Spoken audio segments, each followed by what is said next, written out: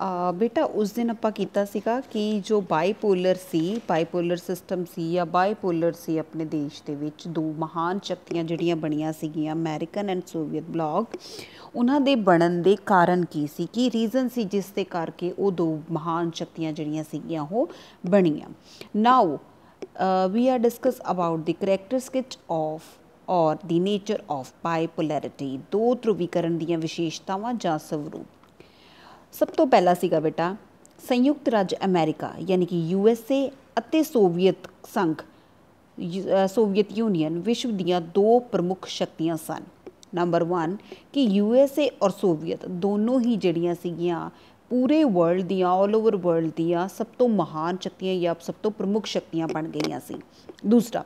पश्चिमी यूरोप के उदारवादी राष्ट्र अमेरिका गुट के मैंबर सी यानी कि पश्चिमी मीनस वैसटर्न जिवें वैसटर्न ब्लॉक है ना उस तरह कि वैसटर्न साइड दी जिन्ने यूरोपीयन कंट्रियां सीगियां they are all in the favour of American bloc and पूर्वी यूरोप यानी कि ईस्टर्न ब्लॉक जिहड़ा सीगा they are all with the Soviet Union कि सांबा दी राष्ट्र दे विचकार जिहड़े उहदे गुट दे मैंबर बन गए सीगे थर्ड पॉइंट बेटा दोवां गुटां द्वारा अपने अपने प्रभाव के प्रसार ਅਤੇ ਦੂਜੇ ਦੇ ਪ੍ਰਭਾਵ ਨੂੰ ਰੋਕਣ ਦੇ ਲਈ ਵਿਆਪਕ ਯਤਨ ਕੀਤੇ ਗਏ सन जिन्हां दे विचों सैनिक गठजोड़ ਅਤੇ सुरक्षा संधियां मुख सन मीनस दोनों ही गुटां ने की कीता कि अपनी शक्ति वधाउण और दूजे दी शक्ति घटाउण या दूजे दे जिहड़े प्रभाव सीगे उन्हां नूं घट करन दे लई भरपूर कोशिशां कीतियां और इसी करके जिहड़ा सोवियत ने वारसा पैक्ट बनाया और अमेरिकन गुट ने नाटो सीटो सेंटो बनाईयां ये सब जिहड़े सीगे उन्हां दा ही रीजन सी ठीक है उस तो बाद है फोर्थ दो ध्रुवी व्यवस्था दे विच निरपक्ष राज मीनस न्यूट्रल स्टेट लई कोई भी स्थान नहीं सी सगों अपने आप नूं निरपक्ष रखण वाले राज्य नूं शक दी निगाह नाल देखिया जांदा सी मीनस ऑन दैट टाइम जिहड़े बाकी जिहड़ियां कंट्रीज सीगियां कोई भी कंट्री सीगी उन्हां कोल ऑप्शन ही सीगा बच्चे कि या तो वो अमेरिकन गुट वाली साइड हो जान या फिर सोवियत गुट वाली साइड हो जान और जो स्टेट्स न्यूक्लीयर सीगियां पहला तो ऑप्शन ही नहीं सीगा दूसरा भी जिहड़ियां न्यूक्लीयर सीगियां भी उन्हां नूं शक दी नज़र नाल देखिया जांदा सीगा हुण सपोज दैट कि ਤੁਹਾਡੀ क्लास है ਤੁਹਾਡੀ क्लास ਦੇ ਵਿੱਚ ਦੋ ਜਿਹੜੇ ਸੀਗੇ ਗੁੱਟ ਬਣ ਜਾਣ ठीक है दो गुट बन जान तो एक गुट उधर तो एक गुट उधर सपोज करो एक बच्चा है वो ना तो दूसरी वाली साइड गुट की साइड हो रहा है तो ना ही बी गुट की साइड हो रहा है तो क्वाइट ओबवियस बेटा वो जो न्यूक्लीयर बच्चा है उन्होंने शक की नज़र ना देखा जाएगा वो भी जी दूसरी कंट्री दोनों ग्रुप उन्होंने शक की नज़र ना देखणगे है ना सो इसी तरह है दोवें गुट इस महत्व नूं मानते सन कि जिहड़ा साडे नाल नहीं वो साडा दुश्मन है ही who is not with us he is against us means दोनों ही गुट दोनों ही अमेरिका ते सोवियत दोनों ही इस चीज़ नूं लैके बिल्कुल पॉजिटिव सी बिल्कुल नाल उन्हां दे विचार मिलते सी कि जो स्टेट या जो देश साडे नाल नहीं है वो साडा दुश्मन है परमाणु हथियारां ते दूजे हथियारां दा व्यापक पद्धर ते प्रसार होया मीनस जिहड़े परमाणु बंब सीगे उन्हां दा बाकी और जोड़े दूसरे हथियार सीगे उन्हां दा व्यापक तरीके नाल इस्तेमाल होया इस्तेमाल इन दोनों जोड़े ब्लॉक सीगे उन्होंने इकट्ठे करने शुरू कर दिते अपने आप नूं एक पावरफुल जिहड़ी कंट्री बनाउण दे लई दोवां श्रेष्ठ शक्तियां द्वारा अपने अपने गुटां विच शामिल राष्ट्रां नूं सुरक्षा प्रदान कीते जाण लई व्यापक प्रबंध कीते गए क्वाइट ऑबवियस जो देश जो कंट्रीज़ जिहड़ियां सीगियां उन्हां दे ब्लॉक्स दे विच शामिल सीगियां उन्हां नूं सुरक्षा प्रदान करन दे हक दे विच भी दोनों ही कंट्रीज़ जिहड़ियां सीगियां सो बेटा दीज आर द 7 कि जिहदे विच ये सारियां करैक्टर स्कैचेस या नेचर जिहड़ा सीगा वो बाईपोलर दा आ जाएगा इस तो बाद आपां करदे हां मैरिट्स ऑफ बाईपोलर फायदे की हुए दो शक्तियां जिहड़ियां बन गईयां जिन्हां दे विच कोल्ड वॉर चलदा रहा उन्हां दा फायदा की होया किहड़ी मैरिट्स सीगियां उन्हां दे विच नंबर 1 बैलेंस ऑफ पावर दो ध्रुव बनने के कारण जिहड़ा बैलेंस ऑफ पावर है वो बनया रहा मीनस अगर एक ब्लॉक जिहड़ा सीगा किसी शक्ति नूं गेन कर लैंदा सी तो दूसरा ब्लॉक भी इसी कोशिश दे विच लग जांदा सी कि मैं भी उस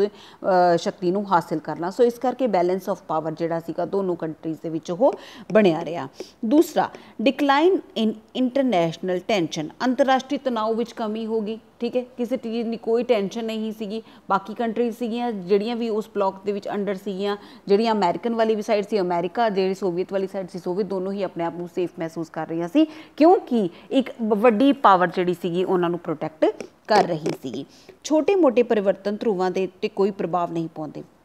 इस चीज़ ने यह भी सिद्ध कर दिता कि माइनर चेंजिस ਜਿਹੜੇ ਸੀਗੇ ਉਹ ਇਹਨਾਂ ਦੇ ਉੱਤੇ, ਇਹਨਾਂ ਦੀ ਸ਼ਕਤੀ ਦੇ ਉੱਤੇ ਕਿਸੇ ਵੀ ਤਰ੍ਹਾਂ ਦਾ ਕੋਈ ਵੀ ਪ੍ਰਭਾਵ ਨਹੀਂ ਪਾਉਂਦੇ ਨੇ। ਛੋਟੇ ਅਤੇ ਕਮਜ਼ੋਰ ਰਾਸ਼ਟਰਾਂ ਲਈ ਲਾਭਦਾਇਕ, useful for the small and weak nation. Small and weak nations ਲਈ ਜਿਹੜਾ प्रॉफिट का तो क्यों होया लाभदायक, यूजफुल क्यों है, बिकॉज छोटे ਜਿਹੜੇ स्टेट्स ਸੀਗੇ, ਜਿਹੜੇ ਆਪਣੇ ਆਪ ਜਿਹੜੇ ਵਿਚਾਰੇ ਕਮਜ਼ੋਰ ਰਾਸ਼ਟਰ ਸੀਗੇ, ਉਹਨਾਂ ਨੇ ਕੀ ਕੀਤਾ, ਆਪਣੇ ਆਪ ਨੂੰ ਬਲੌਕਸ ਦੇ ਵਿੱਚ ਸ਼ਾਮਿਲ ਕਰ ਲਿਆ। ਇਹਨਾਂ ਦੋਨਾਂ ਗੁੱਟਾਂ ਦੇ ਵਿੱਚ ਕਿਸੇ ਇੱਕ ਦੇ ਗੁੱਟ ਵਿੱਚ ਸ਼ਾਮਿਲ ਹੋ ਗਏ, ਜਿਸ ਦੇ ਕਾਰਨ ਉਹ ਪ੍ਰੋਟੈਕਟ ਵੀ ਹੋ ਗਏ ਤੇ ਉਹਨਾਂ ਦੀ ਡਿਵੈਲਪਮੈਂਟ ਵੀ ਹੋ ਗਈ। ਉਸ ਤੋਂ ਬਾਅਦ ਸਪਰੈਡ ਆਫ ਆਈਡੀਓਲੋਜੀਜ਼ ਦਾ ਪ੍ਰਸਾਰ ਹੋਇਆ। ਕਿਉਂ? क्योंकि जी अमेरिका सी वो कैपिटलिज्म की साइड दे सी और सोवियत जी वो जोड़ा सोशलिस्ट सीगे। सो इस करके इन्होंने दोनों विचारधारा का भरपूर प्रसार होया। डिकलाइन ऑफ कॉलोनलिज्म एंड इंप्रैशनलिज्म मीनस समाजवाद और उपनिवेशवाद का पतन हो गया। दोवें ध्रुवा व्यवस्था की स्थापना तो पहला विश्व में उपनिवेशवाद ते साम्राज्यवाद का बोलबाला सी। Means Asia, Africa, Latin America वर्गे देशों के लिए जड़ियाँ सीगियां वो कहते कि कॉलोनलिज्म जी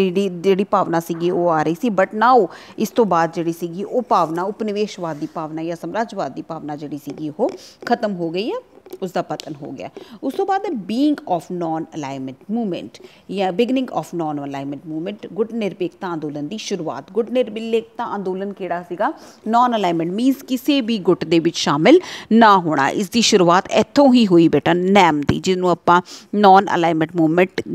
दे नाम तो जानते हाँ, कि उसकी शुरुआत इत्थों ही हुई कि जिहड़ियां कंट्री इन्हां दोनों गुटां दे विच शामिल नहीं होईयां वो नैम की कैटेगरी च आईयां, नॉन अलाइनमेंट मूवमेंट की कैटेगरीज दे विच आईयां।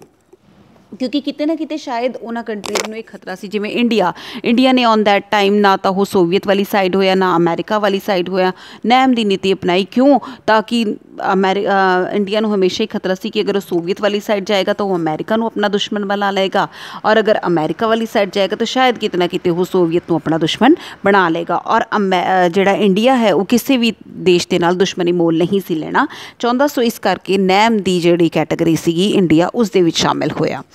उस तो बाद सीगियां डीमैरिट्स ऑफ बाइपोलैरिटी मीनस दो ध्रुव दियां हानियां। क्वाइट ऑब्वियस बेटा कि अगर किसी चीज़ के फायदे नहीं तो नुकसान भी होणगे। सब तो पहली गल कि स्प्रैड ऑफ आर्म्स रेस, जिवें आपां पहलां ही दी विशेषतावां च पढ़िया कि हथियार जिहड़े सीगे वध तो वध गेन करने शुरू हो गए। ज़्यादा तो ज़्यादा पैसा जिहड़ा सीगा वो हथियारां नूं इकट्ठा करन दे विच लगाया गया दोनों ब्लॉक्स के अकॉर्डिंगली। उस तो बाद पॉसिबिलिटी ऑफ वॉर, युद्ध की संभावना दोनों ही ब्लॉक्स के विच, चाहे कदे युद्ध नहीं बनया या चाहे कदे फिजिकल तौर पर वॉर नहीं होया, बट स्टिल युद्ध की जिहड़ी सिचुएशन सी वो हमेशा ही बनी रही। हमेशा ही डर का माहौल एक पैदा होंदा रहा, क्योंकि कंट्रीज़ नूं ये लगता सीगा कि अज युद्ध होएगा, अज युद्ध होएगा या अज युद्ध होएगा। उस तो बाद है ग्रोइंग मिसट्रस्ट, अविश्वास विच वाधा। दोनों ही कंट्रीज़ जिहड़ियां सीगियां